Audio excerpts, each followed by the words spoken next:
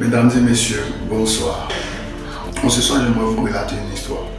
Cela n'est pas un simple récit de création, mais il met en évidence l'origine de l'humanité, les grands thèmes qui agissent jusqu'à présent dans notre monde, à savoir la responsabilité, le désir, la volonté et l'obéissance. Comme vous pouvez le constater, j'aimerais vous parler d'Adam et Ève. Mais comment pouvons-nous parler de cette belle histoire sans pour autant parler de là où tout a commencé, la création? D'abord, nous fait savoir dans le livre de la Genèse, en son chapitre 1, qu'au commencement, Dieu créa les cieux et la terre. La terre était informe et fine, ronde, carrée, triangle, plate, losange, rectangle. La lune régnait sur la terre. Et Dieu dit que la lumière soit, et la lumière fut. Mais là, un premier problème, une première interrogation naît de cette lecture. Quelle était cette lumière qui a éclairé la terre bien avant que Dieu créa les astres, à savoir la lune, le soleil et les étoiles qui procurent leur lumière à la terre? Mais là n'est pas notre inquiétude.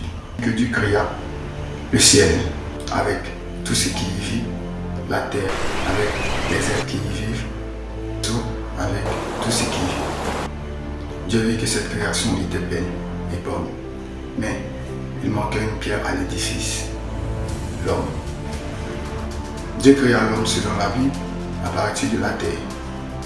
Il le créa à son image, à l'image de Dieu. Après avoir créé l'homme à partir de la poussière de la terre, Dieu lui injecta son souffle et l'homme revit. Cette création donne à l'homme une position particulière dans la création. L'homme est à la fois un être spirituel et un être humain, donnant l'autorité à l'homme de régner sur tous les animaux de la terre, sur la terre entière. La charge que l'homme avait était de prendre soin des animaux.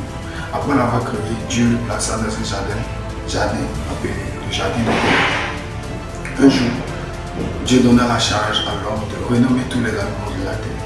Il fit venir vers l'homme chaque couple de chaque espèce d'animal.